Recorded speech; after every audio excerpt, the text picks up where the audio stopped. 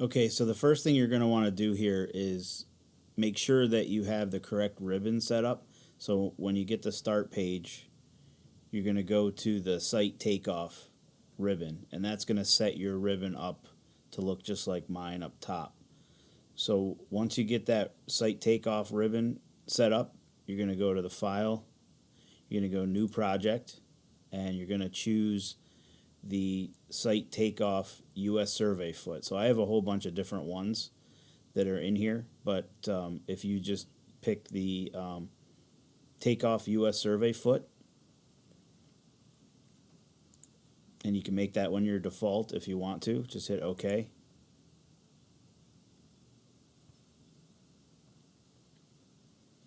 And you should get a layer list that looks similar to what I have here on the left. Okay, so once you get your project set up like that, you're going to try to find your PDF. So you're going to go to your Windows Explorer and find the PDF that you're going to import in. So I have this one here set up. It's a Dollar General site. It's set up as a single page, so I extracted the page.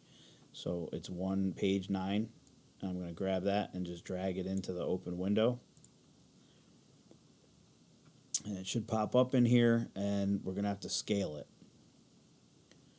So once this page shows up, it's going to give us some options on the right hand side. It's going to ask us what we want to do. So you want to follow from the top to the bottom. So we only have one page. We're going to scale and rotate it. If we need to rotate it, we're not going to do that, but we could. So I'm going to take the known distance. So I'm going to find the scale bar on this drawing and zoom in on it and find my scale. I'm going to choose 40 feet. So I'm going to type in 40 and go from pixel. So I'm going to go from the 0, and I'm going to draw a line over to the 40 to make that the 40 foot.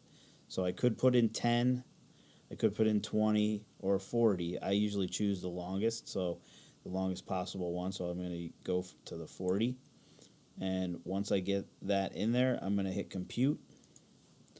And that should do the scaling for me. Now, I always like to check to make sure that it worked properly. So on my mini toolbar here, there's a button called measure. So I'm going to choose the measure button, and I'm just going to measure in here. I'm going to zoom in, and I'm just going to grab at the 0, and I'm going to draw a line at 10 foot and make sure that I got a 10-foot measurement. So I did. Came out to like 10.1. I went a little bit further there, but that should be fine. So that's really important. Make sure you scaled it correctly, because if you don't do that step, it could mess up your Earthwork calc. So just go ahead and scale that. Once you verify it, just hit close, and you can close out of this command since we're going to trace some contours. So on the takeoff ribbon here, you're going to go over to your left. You'll see that you can digitize. So if we go into the digitize, you can choose to just digitize a contour, or you can just choose line string. So they're essentially the same thing. You could do polyline as well. So the contour is just going to give you a little bit more customization of your elevations as you put them in. So I could just go into the contour, and it's going to open up to my digitize contour command. So I don't have to put a name in there. I can leave that blank. Under layer, I'm just going to choose my layer. I'm going to put these on OG contours. So that's the layer that they're going to be on. So we want to keep them separate. And then my contour interval, I can just come in here and try to find a contour that's original. So here's a 535, and then I got a 536, 537, 538. So I'll start at this 535, and I'm going to say my contour interval is 1 foot, and I'm going to go up, and my current elevation is going to be 535. So I just put my cursor down here into this box, and it's going to allow me to start digitizing these lines. So I could just start here with my cursor, and I could just click the mouse one at a time and just continue. When I get close to the edge, it's going to bump my screen automatically for me. So I could just keep on going. And you can move the screen yourself if you want to, but I just click along as best I can and get as close as I can to the center of that line. Okay, now once I get to where I'm done with that contour, if I go all the way, you know, obviously you're going to want to go all the way across your project.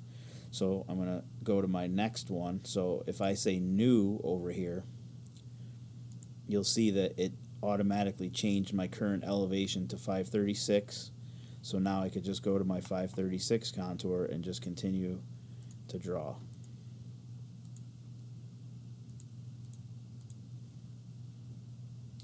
And looks like I did this one. I think I started on 534, which isn't a big deal. I'm just going to keep going.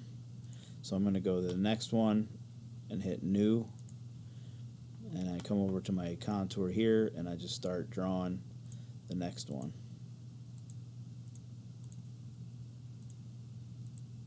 So you're going to continue doing this for all of your existing contours. Just do new, it'll go to 538. So you want to draw your next contour, and you can start wherever you want. If you don't think you need any data outside of your LOD, you don't have to draw those out there. You could probably just leave them started right at where they match into the proposed contour. But you're going to want to just keep doing your original contours like this and just follow those contours, and then just keep hitting new until you're ready to go to the next one. So once you get those contours created, you can turn those into a surface, your OG surface. So if I close out of that command under close, so what I can do is I want to go into my categorize up here under my categorize layers. So if I go to categorize layers, you'll see that under original I have that layer should be OG contours, should be in there. So that's good. So just double check that, make sure that under categorize you have OG contours in this list right here. So if you do, that's good. So hit close. So now under the takeoff ribbon, you could just hit the button called build surfaces, and you might get an error like that, which is fine. So what we essentially did was we built the original surface. So if I come down here to my original surface and I turn on my 3D view, which is this little quick pick button here, I should get a surface that's created from those contours that I just drew in there. Okay, so that's pretty much the step to creating your original ground surface. Okay, so I'll close out of that 3D view, and if you want to, you can now turn off your OG contours so you don't see them. So we'll just turn those off, and we could go into the design contour. So let's do this little basin over here. Now one thing I do like to do that I didn't do before is if I come in here to my georeferenced image, this is my PDF. So you can turn that on and off too. So if you don't want to see that, you could just turn that off and just look at your contours by themselves. And if you want to check your contours, you can hold the left mouse, just click the mouse left button, and then do a right click and a properties. Okay, then that's going to just give you a double check on your contours. So you can click each one, 536, 535. So if you do want to double check them, and I do recommend making sure that you did everything properly, just go through and spot check a couple of them, make sure they're good. Okay, so close out of the properties.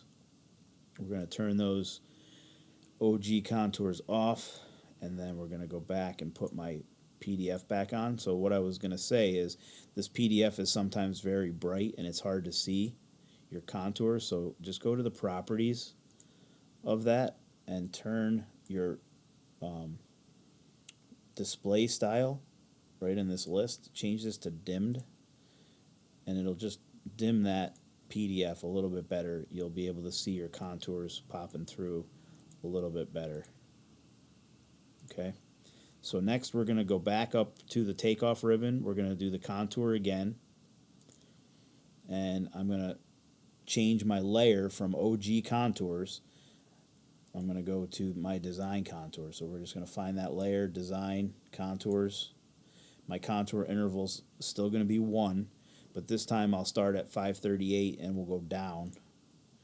And I'm just going to change this to 538 and put my cursor in the digitized box, and I'm just going to trace these contours like we did the OG one. So you want to just draw these in as you go, and make sure you cross over the labels like that. Don't skip over the labels, but you just want to keep digitizing these in.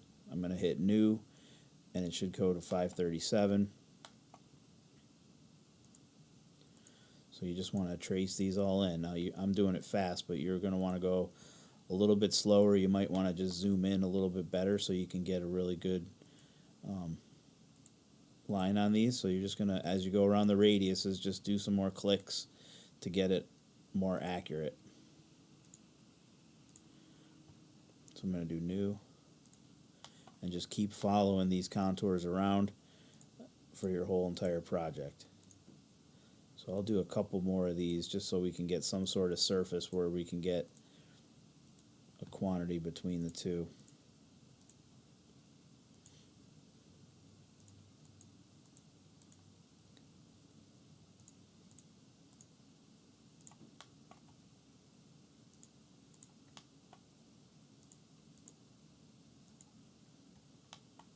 So I'll do another new one. You can see my increments going down. So I should be at 535 on this one.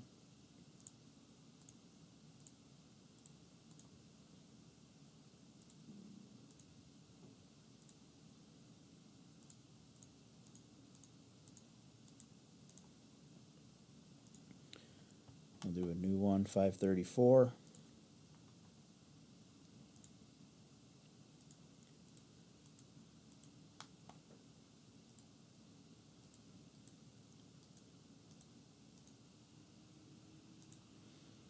I'll do 533.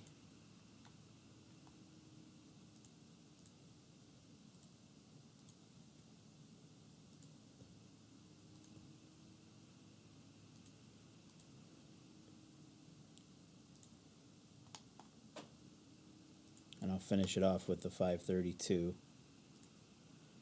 which would be the bottom of my basin here.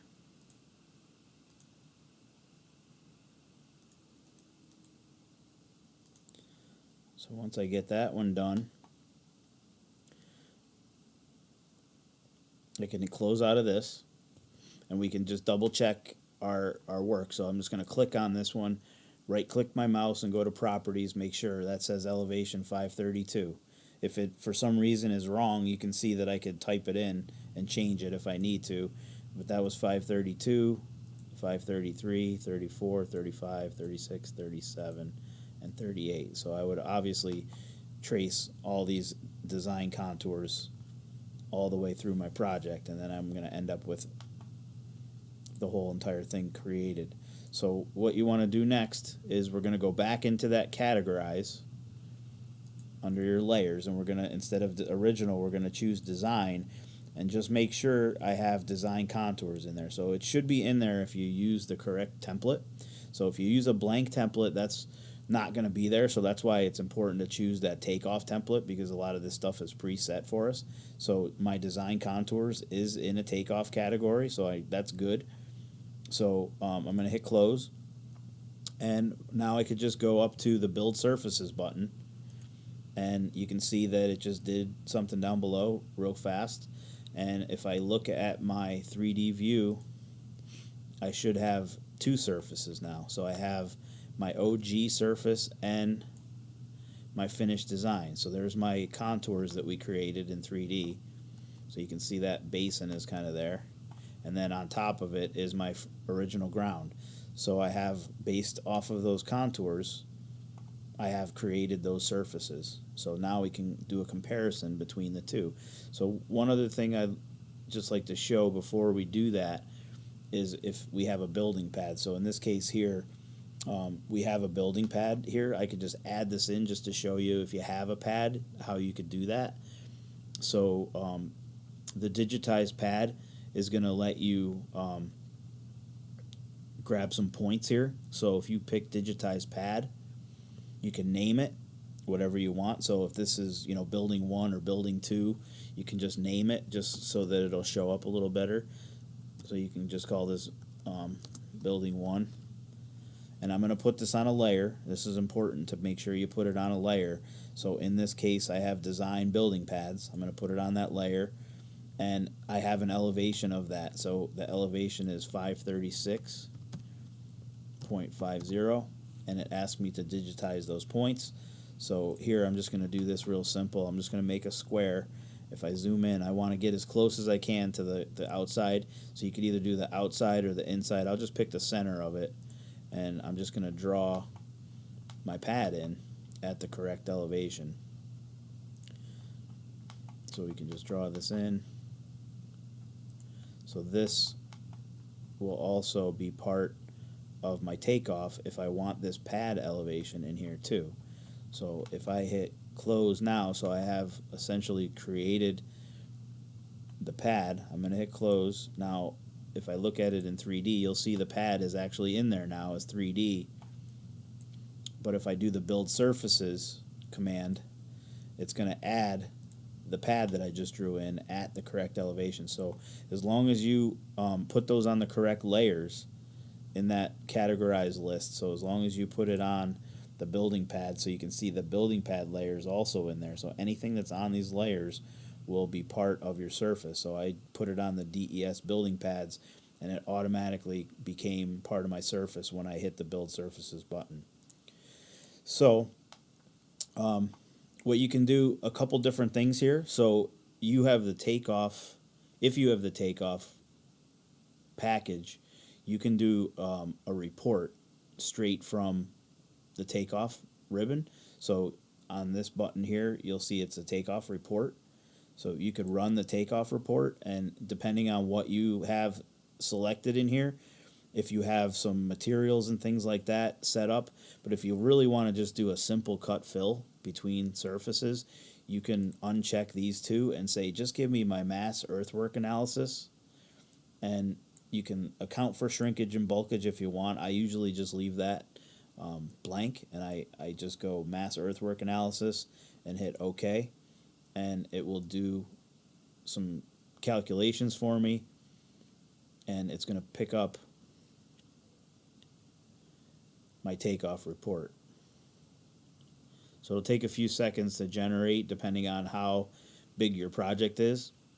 So it's going to give you your entire square footage of your site, and then here it's going to give you your surfaces that you created, original ground to finished design, and it tells you how much cut you have and how much fill you need for that site. So I'm on page 1 of 2, and then you can go to page 2, and it'll give you a little bit more information, your maximum cut, your maximum fill, average cut, total areas, things like that. So just by doing some contour data in there, you can do a cut fill pretty quick depending on the size of your site. So this is one way of doing a earthwork calc. There is another way of doing it. So you could go to your surface tab, and there's also a button called Earthwork Report. So in this case, you can just say, I want to do a surface to surface. So notice there's a couple more options in here. You could do a stockpile report. So if you had a stockpile contours, you could do that way. But I want to do a surface to surface, and I do original ground, and my final would be finished design. And I could just hit OK, and it will give me another report. So you can see here, it gives me this material excavated, material placed. So it'll tell you some information here too. So just a different style of report. So depending on which one you want, you can pick and choose which one you want to use. So just decide which one you want. I typically probably would print out the takeoff one, and if you wanted to do a cut fill map, you can also do a cut fill map here from the takeoff. So it would actually give you a little bit more visual of where your cuts and fills are. So that's pretty much it. If you have any questions, don't hesitate to give me a call.